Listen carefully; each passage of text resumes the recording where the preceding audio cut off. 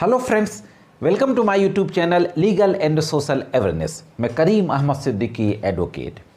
दोस्तों, मैंने काफ़ी पहले सेक्शन 138 एनआई एक्ट यानी चेक बाउंस के केसेस होते हैं जो उसके संबंध में एक वीडियो अपलोड किया था।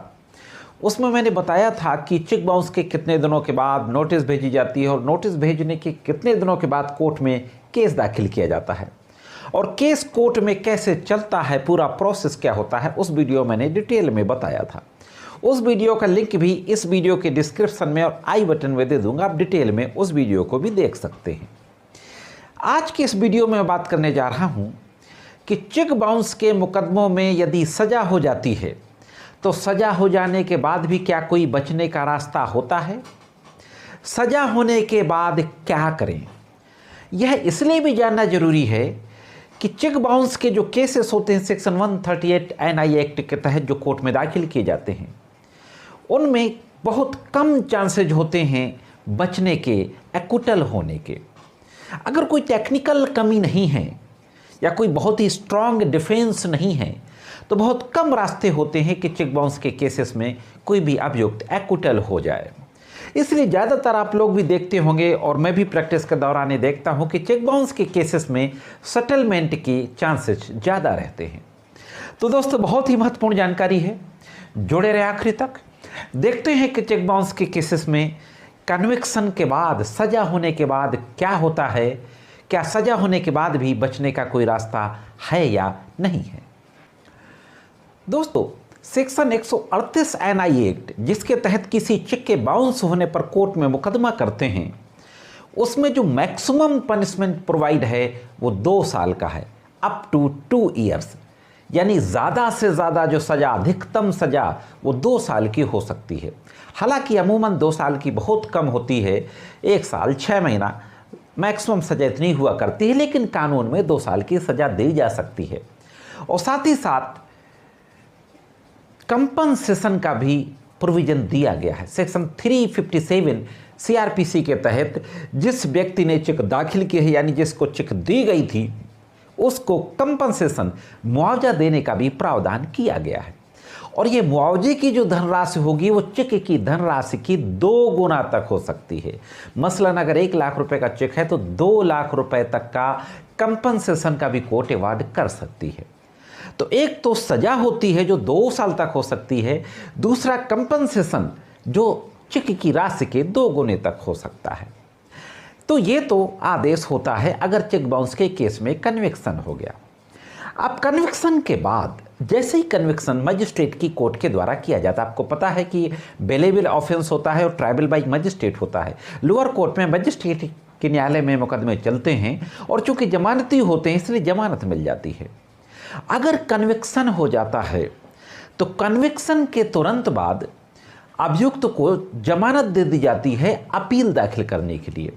अभियुक्त के द्वारा एक एप्लीकेशन वहीं पे दी जाती है सेक्शन 389 सब क्लास 3 सीआरपीसी के तहत कि जब तक कि हम अपील नहीं दाखिल कर देते जब तक हमारी सजा को सस्पेंड कर दिया जाए।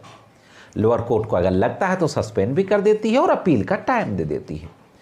अब from the date of the conviction session court के समक्ष 30 दिनों के अंदर अपील दाखिल की जाती है।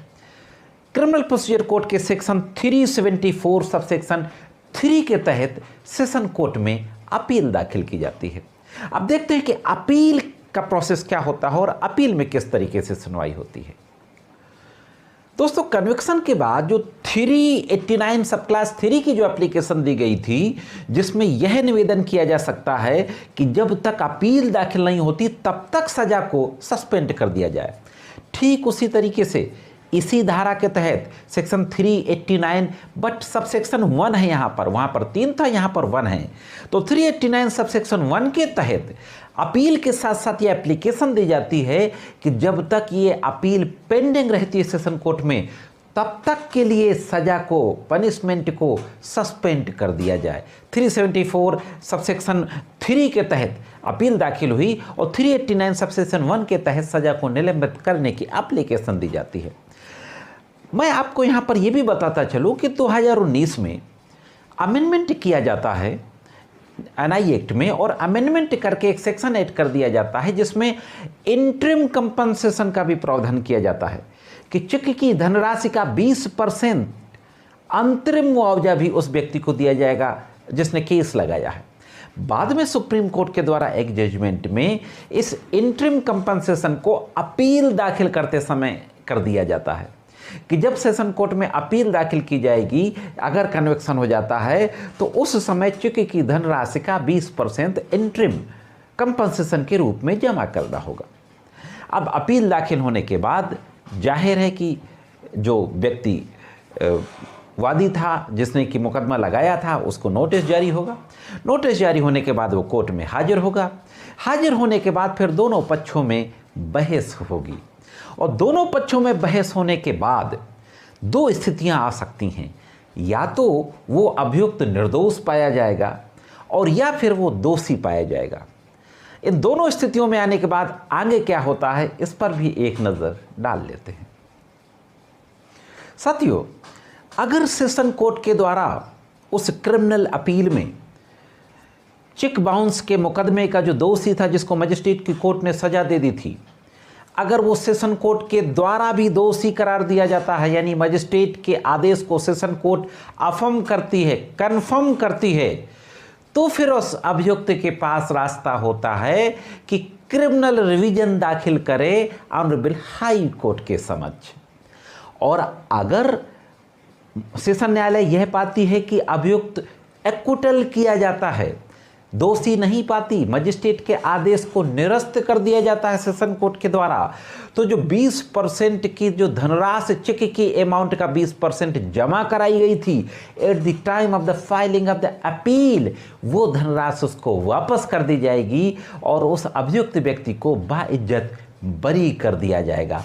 तो दोस्तों, 138 धारा जो एनआई एक्ट की है, चेक बाउंस के केसेस जिसके तहत दाखिल किए जाते हैं, अगर लोअर कोर्ट में सजा हो जाती है तो सजा होने के बाद ये कानूनी रेमेडी अवेलेबल है आपके पास। साथियों, मैं समझता हूं कि जानकारी आपको ज़रूर अच्छी लगी होगी। अगर जानकारी पसंद आए तो वीडियो को लाइक और शेयर अवश्य कर दें, और चैनल में पहली बार वीडियो को पहली बार देख रहे हों तो चैनल को सब्सक्राइब करके बेल बटन को हिट करके ऑल पे सेट कर दें। आज की वीडियो में सिर्फ इतना ही। मिलते हैं किसी अन्य वीडियो में कानून की कुछ अन्य जानकारियों के साथ। तब तक कानून की विभिन्न तरीके की जानकारियों के लिए देखते रहें लीगल एंड सोशल अवेयरनेस।